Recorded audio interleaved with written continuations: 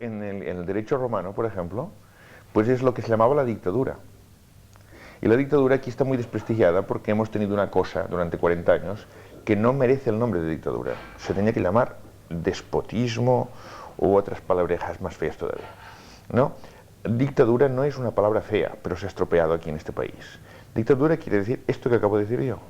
Un acto del ejercicio del gobierno por decreto, es decir, saltándose el Parlamento, saltándose la opinión popular, con gran riesgo porque hay una situación de emergencia. Pues esto en el derecho romano está previsto. Y se dice que se puede hacer. Y no recuerdo si da 6 meses de plazo, y después de 6 meses esta persona tiene que dimitir y someterse a los tribunales. Y entonces la dictadura es positiva, porque un país que no permite en situaciones de emergencia una actuación decidida y rápida, es un país que posiblemente en situaciones de emergencia se hunde. Se dice en la Constitución española que se defienden todas las lenguas, pero claro, en Cataluña, si el idioma oficial en general es el castellano, pues todos tenemos que saber castellano, además de catalán. Y se nos respeta el catalán, pero hay que saber castellano. En cambio, por ejemplo, en Suiza es al revés. En Suiza no hay ninguno de la zona alemana que tenga que saber francés, ninguno, no hay ninguna obligación. Ni en la zona francesa que sepa italiano o lo que sea. Y en cambio, en Berna, que es la capital, si quiere ser la capital, los funcionarios tienen que saber las 3 lenguas, o las 4, que hay 4 ya. ¿Entiendes? Entonces, al revés, el plurilingüismo no se implanta en los ciudadanos, sino en la administración. Si Madrid quiere ser la capital de España, que aprendan vasco, que aprendan catalán y que aprendan gallego, y si no, que no lo sean. Si quieren que pongamos la capital en Barcelona, ya aprenderemos vasco. Yo los 2 valores prioritarios que creo que se tenía que insistir y profundizar son la libertad y la responsabilidad. Haz lo que quieras y atente a las consecuencias. No haz lo que quieras y esconde la mano y que se las cargue otro. O sea, que no puedan dar de comer dignamente a sus hijos. Esto es una vergüenza.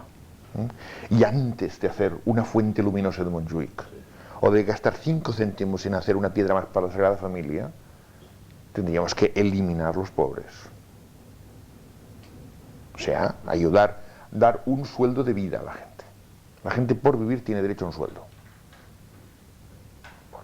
Y esto además económicamente es factible, y la impresión que tenemos en nuestros estudios, los que lo estudiamos esto, es que la miseria está promovida.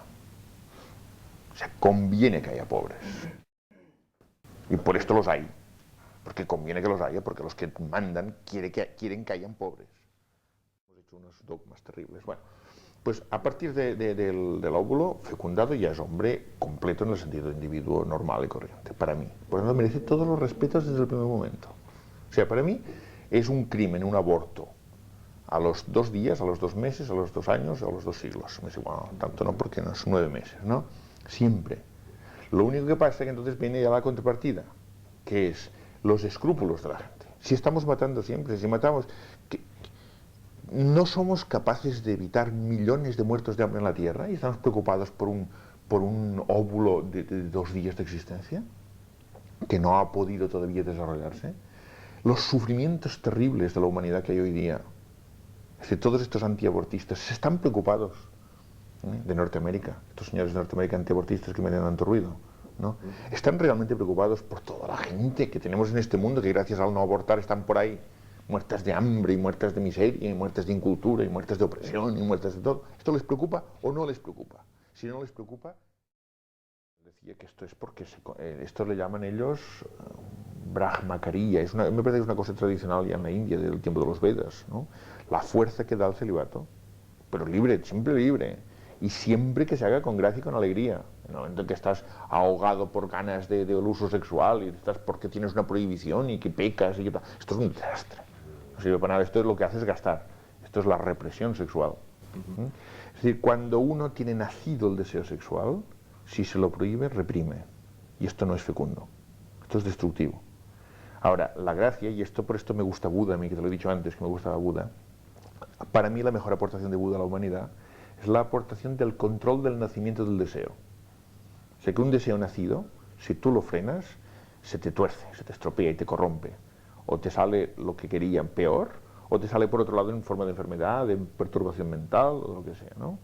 Ahora, uno puede que no nazca un deseo en un nivel y que nazca en otro nivel. Y esto es la esencia del nirvana budista. Y estas son técnicas que la gente aquí no conoce, por desgracia. Y esto no es religioso, es religioso pero no es religioso. Es decir, yo estoy gozando, ¿sabes? Porque toda esta gradación es muy bonita, ¿eh? Está muy bien esto. Todos estos capítulos está muy bien. Y además me gusta que hayas puesto esencia humana y no hayas puesto un título ya claramente religioso. Que hayas puesto así, está muy bien. Resulta que no consta la noción de Dios hasta hace muy poco, hasta hace unos 6.000 años. Y esto lo dicen todos los arqueólogos, los mitólogos que estudian los mitos antiguos. Los mitos primitivos no eran de Dios, eran cósmicos. La sucesión de la naturaleza, la primavera, verano, otoño, la vida, la muerte, estas cosas, ¿no? Pero nunca hablaban de Dios, nunca. De Dios no se habla hasta hace unos 6.000 años, que es cuando empiezan los imperialismos más fuertes. Curioso, ¿eh? Después la palabra Dios viene de día, es el resplandor universal. Pero en griego teos viene, que es palabra más antigua, viene del mismo origen que la palabra tir alemán, que es animal. Curioso, ¿no? Y de la palabra tus, que significa incienso o aroma, ¿no? Y era el aroma de los animales quemados en honor de los dioses. De ahí viene la palabra esta. O sea, el origen es desafortunado y es de los tiempos peores. Y el hombre, yo diría que es divino hasta que lo rompen las situaciones económicas y sociales. Y cuando lo rompen y se siente desamparado, necesita a Dios. Pero lo ve como diferente de sí mismo cuando está el perdido, pero no antes. Cuando están en equilibrio, no vemos unos animales parados adorando a algún sitio hacia una dirección. Y el hombre primitivo tampoco.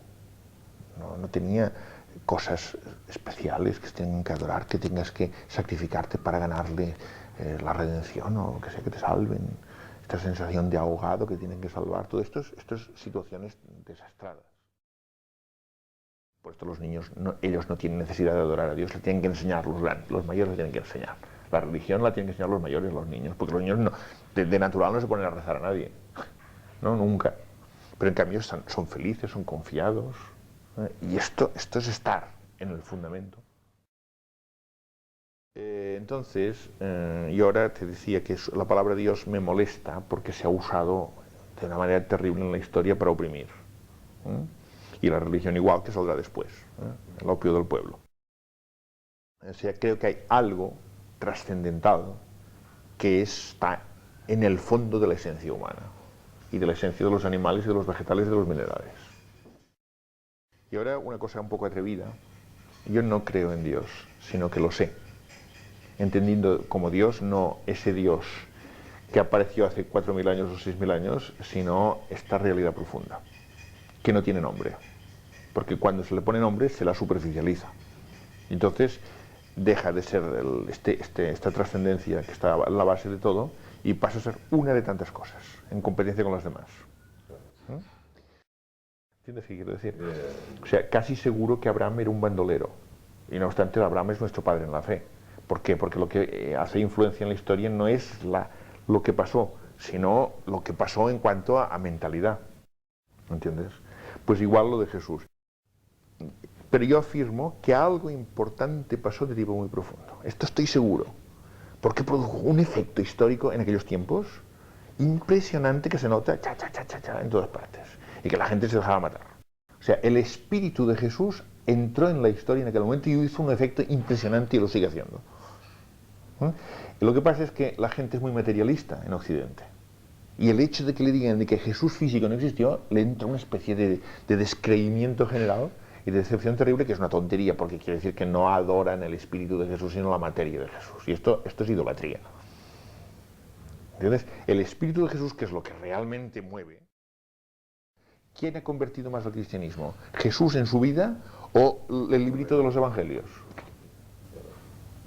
Por tanto, ¿por qué materializamos tanto el espíritu? En el fondo, esta afirmación mía que las jerarquías a lo mejor me condenan por ellas, en el fondo es mucho más evangélica que el decir que Jesús existió como persona física, tal como explica el Evangelio. Yo creo que el otro es mucho más liberador y mucho más espiritual y mucho más salvador en el sentido profundo de la palabra. Me parece a mí, vaya. el hombre es hombre en tanto que es plenamente consciente de esta trascendencia.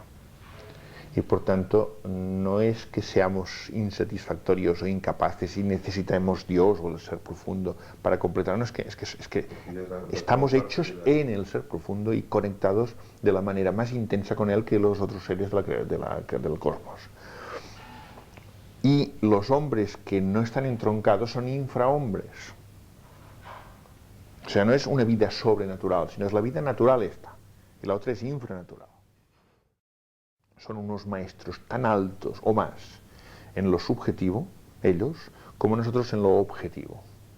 Igual como nosotros tenemos unos plásticos y una cantidad de cosas, y unas aleaciones y tal, ellos consiguen unos efectos interiores impresionantes, esto de la telepatía, de la adivinación, todo esto ellos lo dominan en la filosofía oriental, pero de verdad, de una manera admirable.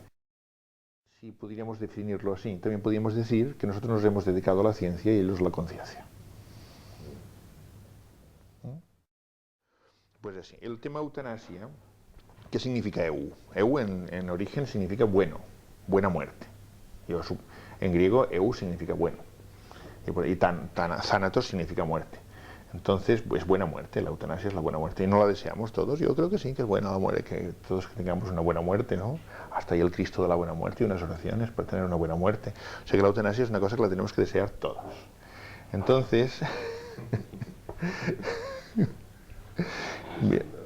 Bueno, entonces lo que pasa es que esto se aplica a una situación sociológica que consiste en matar a una persona porque está sufriendo mucho, ¿no?